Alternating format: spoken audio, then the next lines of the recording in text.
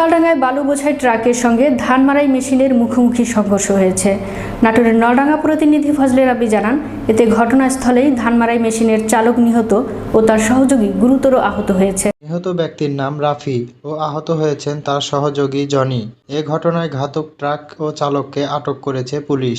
রবিবার বিকালে উপজেলার নাটোর নলডাঙ্গা আত্রাই নওগাঁ আঞ্চলিক মহাসড়কে মাধনগর বাজে হালতি মাদ্রাসা মোড়ে এ দুর্ঘটনা ঘটে। নিহত রাফি উদ্দিন নাটোরের বাগাতিপাড়া বাঁশবাড়িয়ার গ্রামের রহমানের ছেলে। নলডাঙ্গা থানা পুলিশ ও এলাকাবাসী সূত্রে জানা যায়, রবিবার বিকেলে উপজেলা মাধনগরের বাজে হালতি মাদ্রাসা যাওয়া সড়ক দিয়ে রাফি ও তার সহযোগী ধান মাড়াই মেশিন নিয়ে নাটোর নলডাঙ্গা আত্রাই নওগাঁ আঞ্চলিক মহাসড়ক উঠছিল।